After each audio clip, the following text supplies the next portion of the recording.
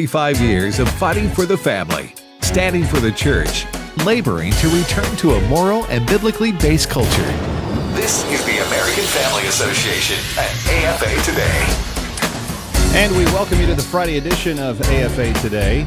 Kevin McCullough from our New York studios, and looking forward to a weekend. And then next week, I will be joining the AFA Today home base team in Tupelo, Mississippi, which should be a lot of fun as we get together to think about what God has done with this network over the last few months and ask for your help as we continue to move forward. Kevin McCullough is my name. If you're not familiar with what I do, I am a writer, speaker, talk show host, thinker, father. Try to hold down where I can my part of the cultural battles that we are dealing with today, and am grateful to be part of the team that AFR has assembled. It's a really an incredible lineup here on the broadcast every day. Sandy Rios in Morning Drive, Crane Durham, and in the afternoons, Focal Point with Brian Fisher, Tim Wildman on Today's Issues, and then I get the privilege of having lunch with you every day, and it's just a real honor. So thank you for letting us be part of that. There is some news coming out of Washington we're going to get to, and then we've got a special treat for you. 12:20, Dr. Gina Loudon is going to join us, and you may know her from her appearances on Fox News. You may know her from some efforts that she's making by way of talk radio and some other things.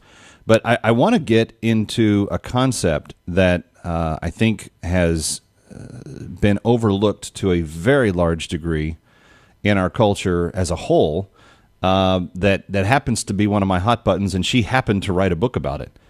So she'll be joining us at 20 after, and I look forward to that discussion. She calls herself a bacon lover. Well, see, now I just know she's good stuff. Because if you have the audacity to eat bacon in today's culture, you are a brave human being. Anyway, so that's coming up at 12:20. Let me get into this headline. You just heard AFR News talking about it. The new pick for the Department of Homeland Security Secretary has been made, and there's already many questions about it. Some people in Washington saying this is a bad choice for us. Why are we going in this direction? President Obama's pick to lead the Department of Homeland Security is a major Democratic donor who used to work with the president's 2008 campaign, leading one senator to call the choice deeply concerning. It's Pentagon lawyer Jay Johnson, and he's going to be nominated today. It would appear that the president plans to nominate a loyalist and fundraiser to the post, said Jeff Sessions of Alabama. This is deeply concerning. The huge department must have a proven manager with strong, relevant law enforcement experience, recognized independence and integrity, who can restore this department to its full capability. The White House touted Johnson's experience as general counsel at the Defense Department during the wars in Iraq and Afghanistan.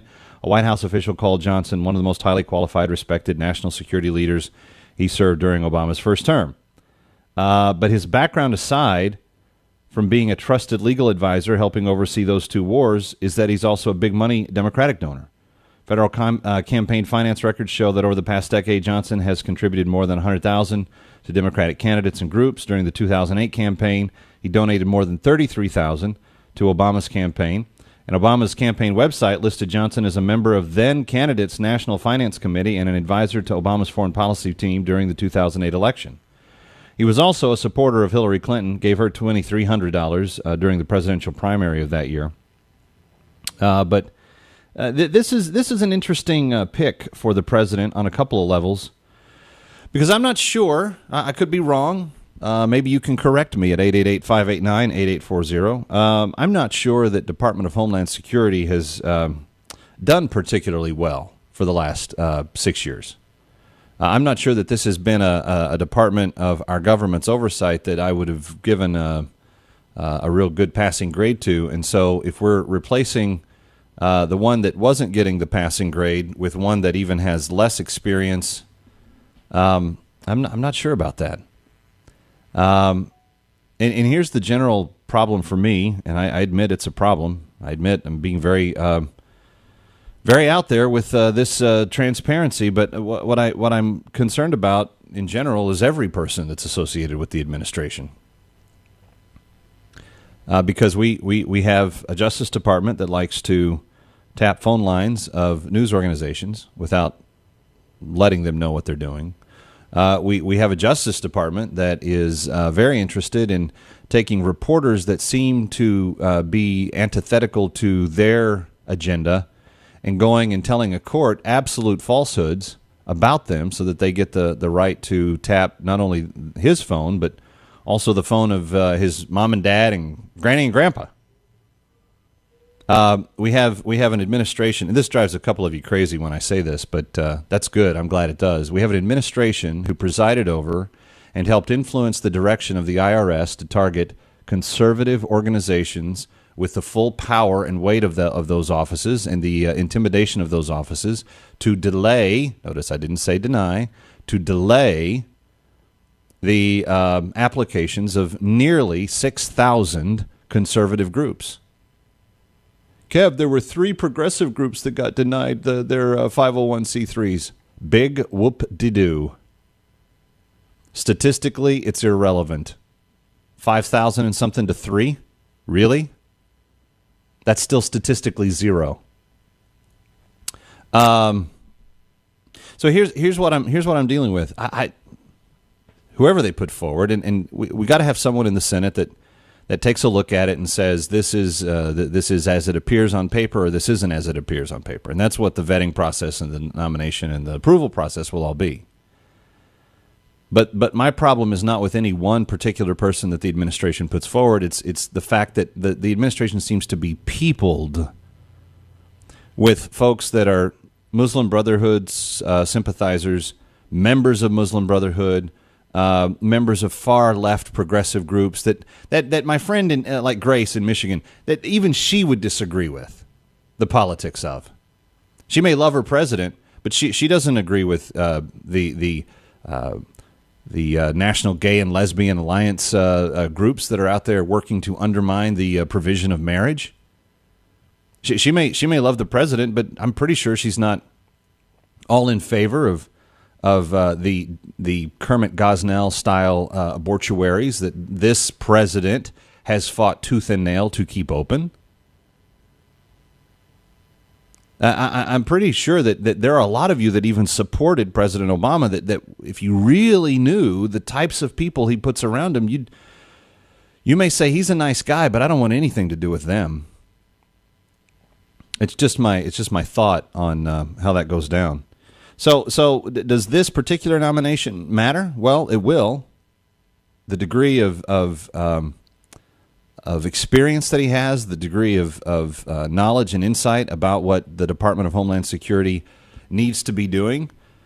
But friends, we're about to name someone to that post that will also inherit a department that has purchased records amount of domestic ammunition to be used against who?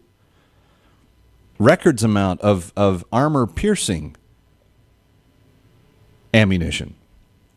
What's the purpose of having a couple of gazillion rounds of armor-piercing bullets? What's the purpose in owning and maintaining a records amount of soft? That's not what they're called. They're called. I can't think of the word, but it's lightweight assault vehicles. They're not full on tanks, but they're just shy of that. Lightweight assault vehicles. Why does the Department of Homeland Security need this stuff? That's a really important question. So does it really matter at the end of the day who we're putting in charge of all of that? Well, sure it does.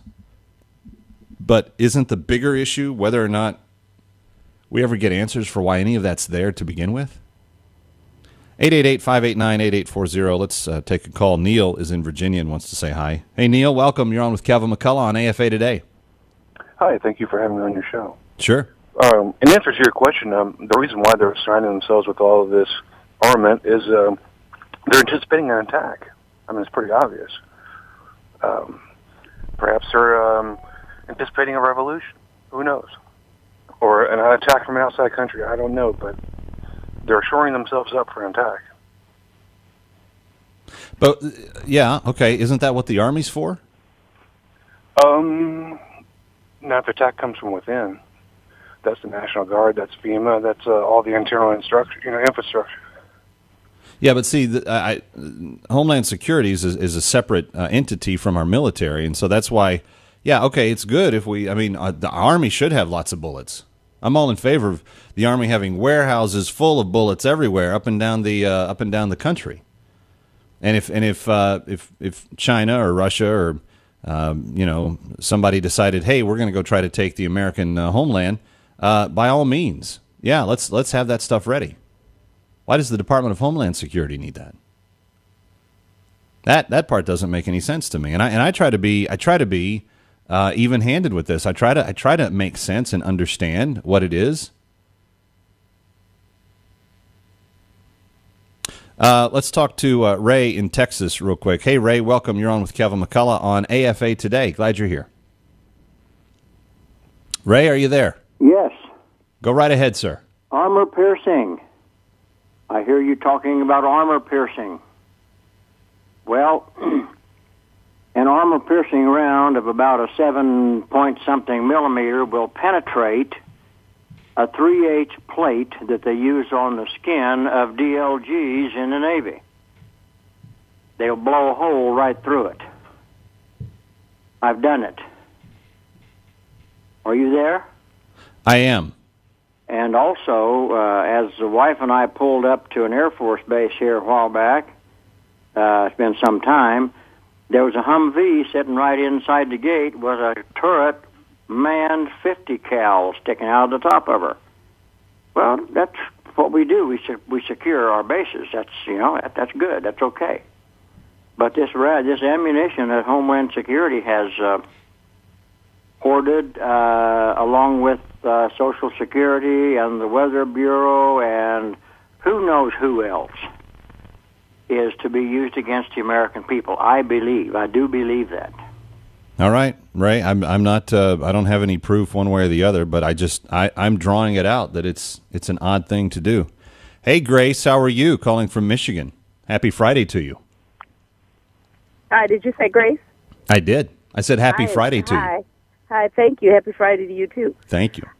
Yeah, I heard you mention that I love Obama. I have never said that I loved Obama. I have major differences with Obama simply because I'm a Christian. But one thing I can say, the difference between Obama and the Republicans who I supported at one time is that Obama declares who he is, and he declares his agenda. I don't necessarily have to agree with it. But if the Republicans are so different, they are the party of fiscal responsibility. They are the party of God and family values. And to me, the reason I had to leave and step back from the Republicans right now is that, to me, they are the cursed fig tree in the Bible. They are leaves, a tree with leaves and no fruit. They have no backbone. They won't stand up. They won't tell you who they are. They won't tell you what they believe in. They are the errand boys for these Freedom Works and Heritage, and I'm tired of it.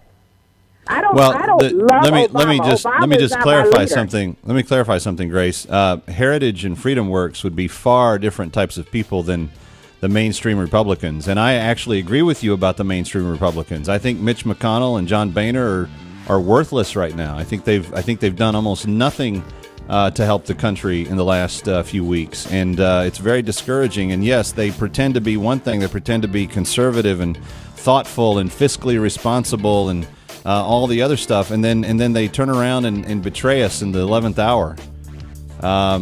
Yeah, I'm with you there. But Heritage and Freedom Works, they're not part of that. They are who they are. And by the way, President Obama is not who he presents himself to be all the time. I wrote an entire book about that. It was a best-selling title called No, He Can't. You can read it for yourself, Grace, and get up to speed. We got a special guest coming up next. Gina Loudon is in the studio.